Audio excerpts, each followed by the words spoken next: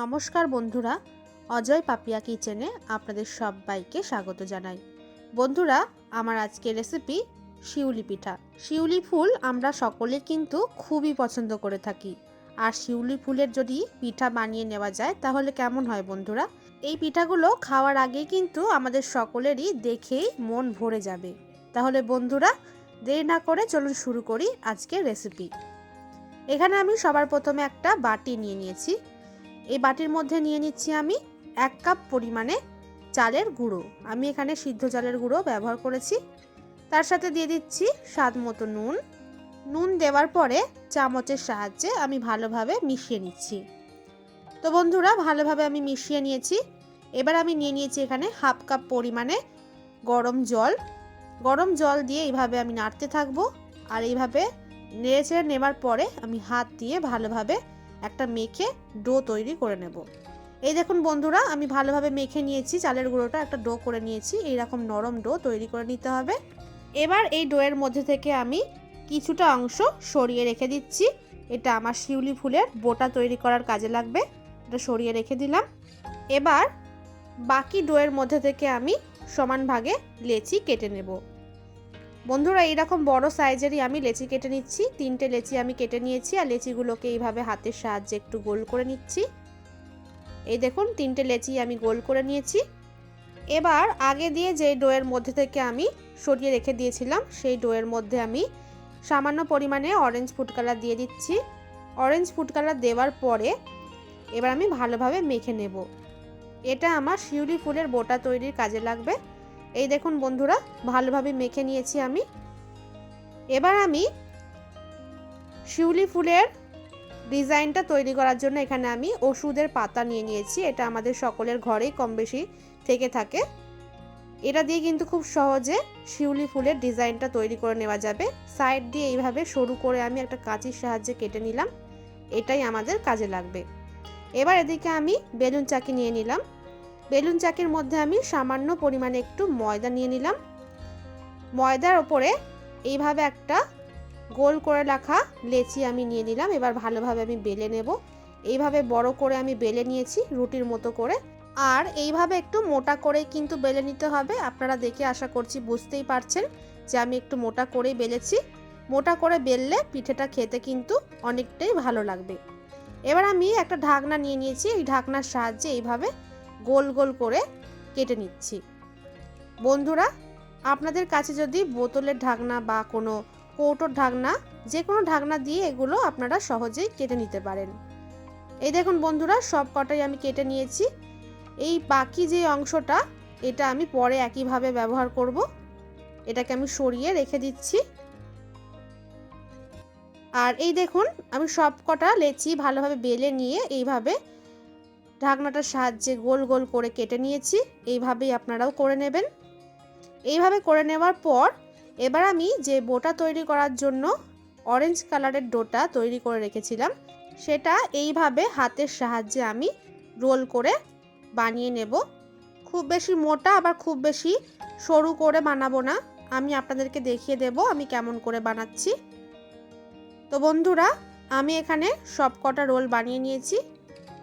এই দেখুন এইরকম। এবার একটা ছুরির সাহায্যে আমি এইরকম ছোট ছোট করে কেটে নিচ্ছি। বন্ধুরা, আপনারা ভালোভাবে খেয়াল করুন আমি কিভাবে বানাচ্ছি, ঠিক এইভাবেই কিন্তু বানিয়ে নেবেন।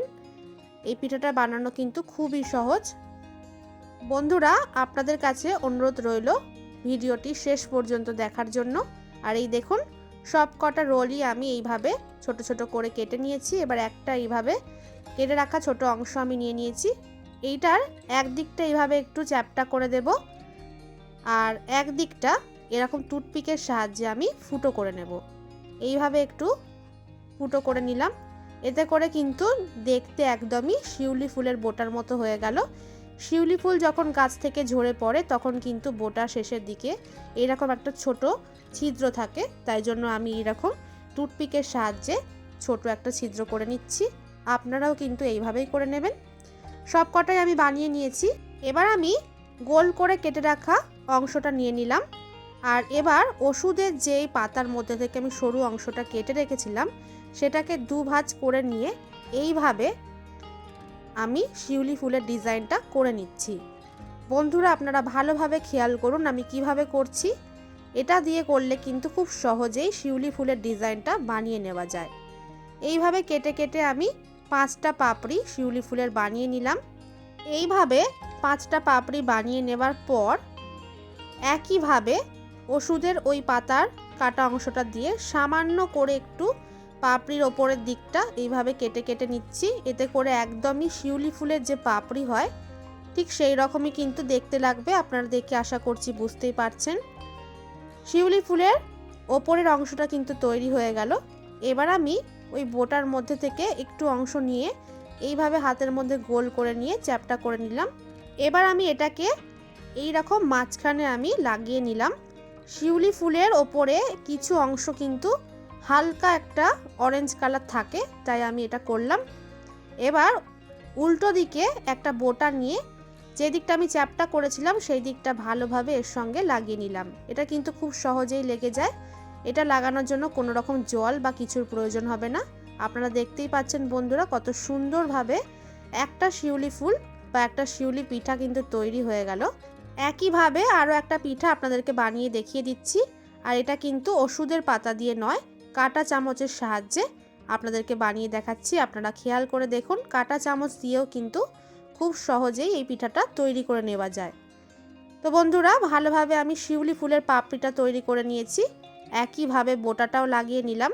আরও একটা শিউলি পিঠা তৈরি হয়ে গেল। একইভাবে আমি সব কটা শিউলি পিঠাই বানিয়ে নিয়েছি। আর বানানোর পরে দেখুন বন্ধুরা কতটা সুন্দর দেখাচ্ছে। শিউলি পিঠার একটাও বোটা বা শিউলি ফুলের একটাও বোটা কিন্তু খুলে যাবে না, ভাপানোর পরে আরও ভালোভাবে এর সঙ্গে আটকে যাবে। এবার আমি একটা ঝাঁঝরি থালার মধ্যে পিঠাগুলো ভালোভাবে সাজিয়ে নিচ্ছি। এই থালার মধ্যেই আমি পিঠাগুলো ভাপিয়ে নেব। বন্ধুরা সবকটা পিঠাই আমি ঝাঁঝরি থালার মধ্যে সাজিয়ে নিয়েছি। এবার ওভেনের মধ্যে কড়াই বসিয়ে নিয়ে পরিমাণ মতো জল দিয়ে আমি জলটা ভালোভাবে গরম করে নিয়েছি। জলটা কিন্তু ফুটতে শুরু করে দিয়েছে। এই অবস্থায় আমি শিউলি পিঠার ঝাঁঝরি থালাটা এই কড়াইয়ের ওপরে বসিয়ে দিলাম। এবার ঢাকা দিয়ে এই পিঠাগুলোকে হতে দেব হাই ফ্লেমে 10 মিনিটের জন্য। 10 মিনিট পর আমি ঢাকনাটা খুলে নিলাম। এই পিঠাগুলো কিন্তু ভালোভাবে ভাপিয়ে নেওয়া হয়ে গেছে। কিছুক্ষণ পরে এখন অনেকটাই এবার ঝাঁঝরি থালাটা ঠান্ডা হয়ে গেছে। আমি কড়াইয়ের ওপর দিয়ে নামিয়ে নিলাম। আর নামানোর পরে এবার আমি ঝাঁঝরি থালার ওপর দিয়ে পিঠাগুলো নামিয়েও আপনাদেরকে দেখিয়ে দিচ্ছি একটা প্লেটের মধ্যে। কত সহজে দেখুন থালার মধ্যে থেকে উঠে আসছে। একটাও পিঠা কিন্তু ভেঙে যায়নি, থালার মধ্যে লেগেও যায়নি। আপনারা দেখতেই পেলেন বন্ধুরা কত সহজে কত সুন্দর একটা পিঠা তৈরি হয়ে গেল। আর বোটাগুলো দেখুন একটাও বোটা খুলে যায়নি, খুব সুন্দরভাবে লেগে আছে ফুলের সঙ্গে। বন্ধুরা আপনারাও দেরি না করে ঠিক এইভাবেই বানিয়ে ফেলুন বাড়িতে। এই পিঠাটা গুড়ের সঙ্গে খেতে খুবই ভালো লাগে। এই রকম পিঠা যদি পরিবারের সকলকে বানিয়ে দেওয়া যায় তাহলে কিন্তু পরিবারের সকলে খুবই খুশি হয়ে যায়। আর পিঠাগুলো খাওয়ার আগে কিন্তু দেখেই মন ভরে যাবে। তো বন্ধুরা আমার আজকের এই রেসিপিটা আপনাদের কেমন লাগলো অবশ্যই আমাকে কমেন্ট করে জানাতে কিন্তু ভুলবেন না। রেসিপিটি ভালো লাগলে লাইক করবেন, শেয়ার করবেন। আর এমনই আরও নতুন নতুন রেসিপির ভিডিও পাওয়ার জন্য এখনই এই চ্যানেলটিকে সাবস্ক্রাইব করতে কিন্তু ভুলবেন না। ভিডিওটি শেষ পর্যন্ত দেখার জন্য অনেক অনেক ধন্যবাদ।